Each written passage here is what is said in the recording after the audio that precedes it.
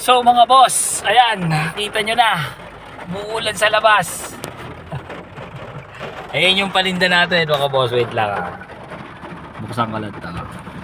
Ayan mga boss, oh. O, kita mo? Ito nyo? Ganun lang. Ang dilim, bubuhayin natin ng mga ilaw para dito tayo makapag, ayan, oh. Ha? Ganun ka sarap ang buhay. Okay? Right.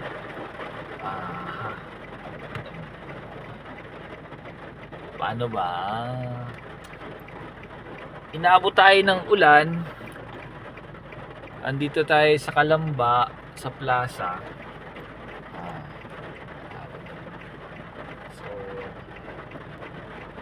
So yun nga. Inabot tayo ng ulan. So maganda ilagay ito, mga repaps dito. Ang dilim eh. Ang dilim ko, hindi ako kita. Hindi kita kagandahan lalaki ka, dito lang dapat. Inabot na tayo ng ulan sa hindi inaasahang ano. So ito ang kagandahan ng oh shit. Plastic ako dun, shit. Anyway, buti na lang at plastic yun. Buti naman at nakabenta tayo ng madami. Yung hamonado ko na 10 kilos, 10 kilo is 10 kilo ba yan? 5 kilo. 5 kilo is sold out. So I have another 5 kilos na nasa bahay. So bukas grind ulit tayo, pupunta tayo dito kasi fiesta. So hoping na mabebenta siya lahat. Di ba? So ang laki ng pakinabang ko dito kay Panther, oh. Oh ha. Oh. Yan ang itsura ng sasakyan. Oh, di ba? Ang saya, ang gulo. Ay, yung jeep na yun kanina pa yung driver na tutulog. Dude. Awa naman. Naalala ko tuloy sa kanya si Airpat. Kasi ano din, jeepney driver din si Airpat. Naalala ko na naman si Airpat. Bakit ko gustong makilala dito sa mundo ng vlogging kasi paano ba? Gusto kong kumita ng mabilisan kasi mukhang kailangan na ni Airpat. Alam niyo yun, yung kailangan nila. Saan pa natin pwedeng ilagay ito? Kapit ka ba? Dito. Sa plastic, di pwede dun eh. Ay, dapat may iba akong bracket na naka bracket holder dun sa dito. Mga ganong rigs. So wala akong choice, hawakan na lang kita. Paano ba? Hintay lang tayo saglit. Kasi may tricycle dun sa likod ko, may jeep dito sa likod ko. Pag iisod ko naman yung tricycle, mababasa naman ang abang lingkod niya. Bawal magkasakit ngayon. Mahanap nga tayo ng pera para mapabilis natin yung mga ibang atraso. Kasi daming di ba? Kaya sana makapasok tayo sa mundo nito.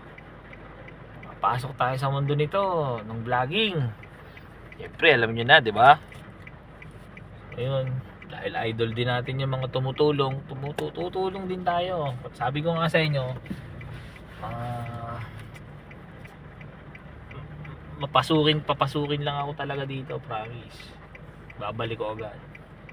Kailangan ko lang talaga ng mabilisan. Promise. Okay. Mas tayo.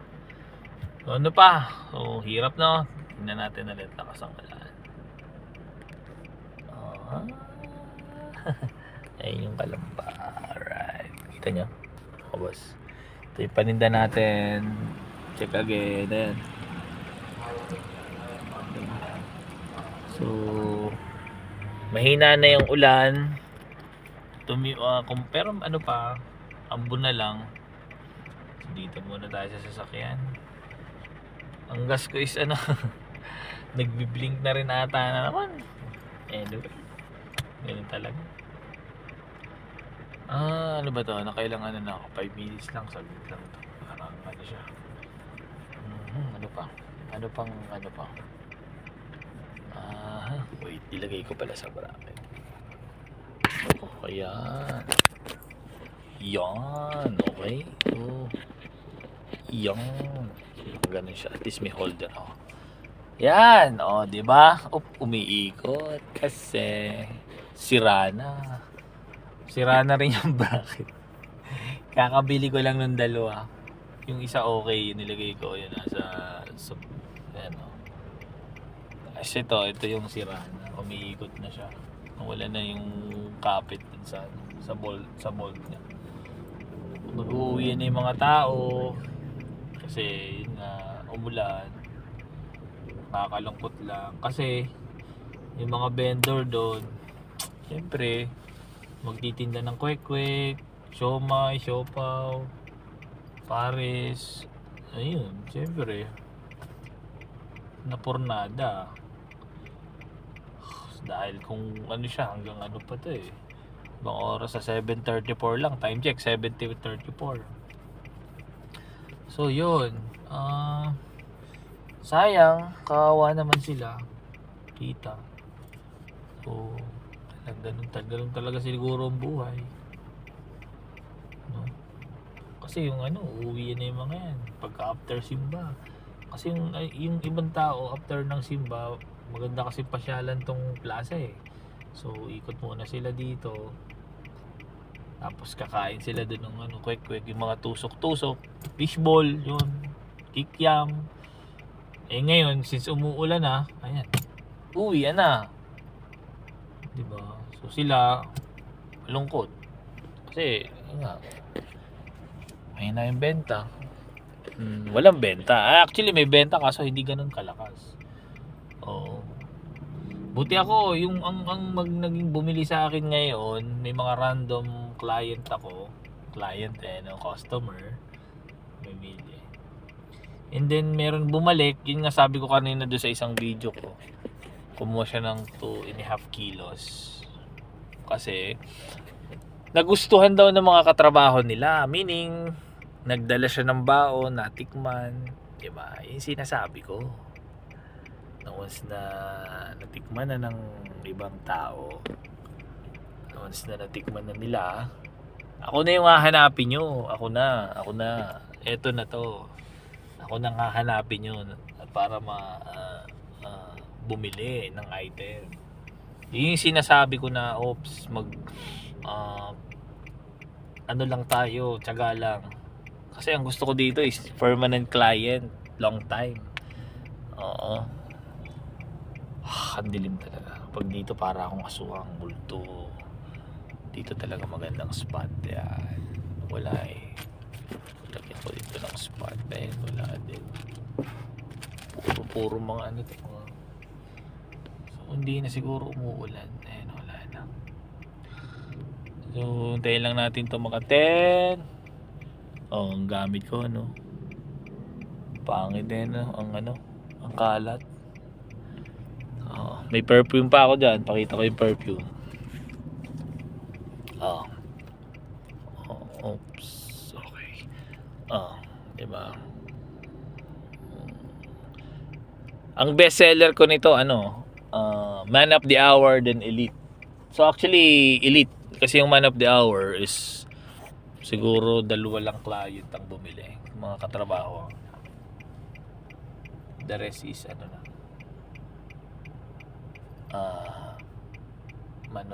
sa labas. Oo, tama.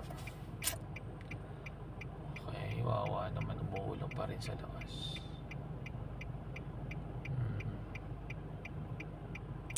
Pero talagang buhay daw Hindi kasi lagi.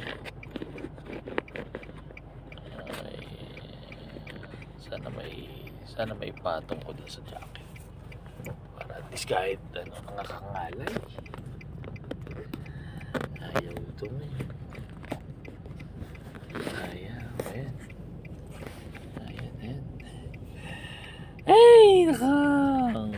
Ano, tagalan natin yan. Kita ba ako? Ayun. Yun. Hindi naman siguro masasayang battery ko kasi bukas masasayang lang ang gas ko. Kasi umuulan eh. So kailangan ko lang mahintay yung nag-chat na si misis ko. Siguro kala is nambababae na ako no mga boss. Hindi ko kailangan ng another Sa kanya lang sapat na. Alright. Ano ba to? Oh, kasi ang focus natin ngayon is yun. Kumita ng mabilisang pera. Sa akin, tapatan na hindi na ako para kung ano pa sabihin. Para mas mabilis tayong makatulong sa iba. Yun naman na sa akin. Kasi kung hindi na problema ang pagpasok sa akin ng pera, bakit ako magdadamot sa iba, di ba? Tama, di ba? Ngayon, kung ako sa sarili ko hirap akong kumita ng pera, ang hirap ko siyang pakawalan. Di ba? Kahit sino naman sigurong taon, di ba? Ngayon, kung mabilis yung pasok ng pera sa akin, mabilisan, malaki pa. So, makakatulong din tayo. Especially kay Airmat, di ba? Kasi yun yung issue ngayon sa akin. Ewan ko. Anyway. Kaya eto na ako ngayon. Pipilitin kong pumasok dito with the help of you guys, mga boss. Sana hindi na ako nagpapaka-plastic, nakikisuyo na, nakikiusap. Pumasok ako sa vlogging na to. Then promise ko, yun nga, number 1 dun sa isang bumili ng client ko. Sa unang kung halimbawa man, tawag dito, ikakaloob ni bro, hahanapin ko siya sa 100k subscriber ko. Hahanapin ko talaga yun, si ate. Kasi siya yung first client ko na naka-video eh. Yun yung promise ko talaga yan. Then yun. Hindi na magiging problema ni Airpat yung pandialysis niya. Kayang-kaya ko na yun. Kahit may private nurse pa. Hindi ko man siya 100% kasama. At least may nag-aalaga sa kanya. Kasi hirap na rin si Airmat eh. Yun lang yun. Diba? Kaya talaga pinipiling ko makapasok. Sana papasukin ako nitong mga nanonood na to, ng mga kaboss natin. Dapat tulungan. Nag-ask ako ng tulong, di ba? Yun lang yun. Hindi ko ginagamit yung ni Airpat. Kasi ginagawa itong video of course siyempre panganay ako talaga dapat. Kasi 3 kami magkakapatid. Yung isa nasa Dubai, yung bunso. Tapos yung pangalawa nasa abroad din. So yun. Sa Saudi. Yun. Sana mas mapadali, mapabilis. Kasi yan, nahihirapan sila sa ngayon, kailangan nila ng tulong. Bilang anak, syempre, ba't ako magdadamot?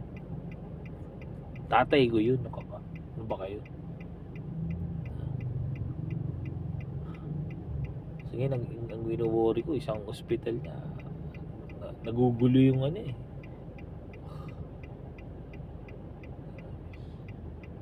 buti natutulungan din kami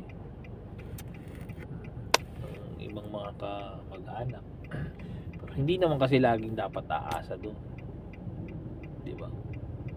Kasi may naririnig, siyempre tutulong sila pero di ba,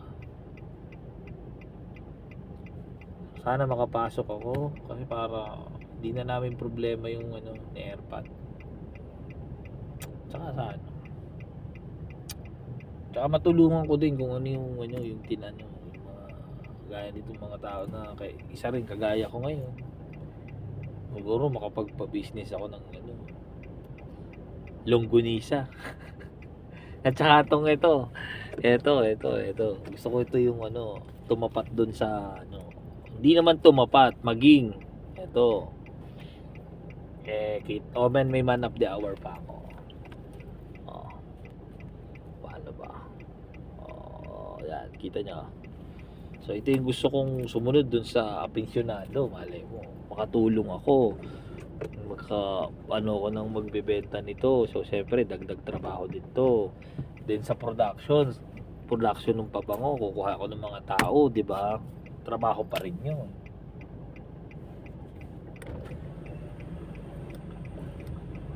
Yung ganisa po.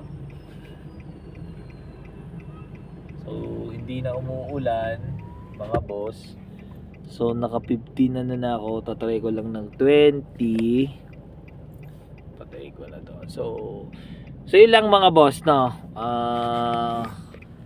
So medyo mahaba na rin yung tinakbo ng ano ko, video ko.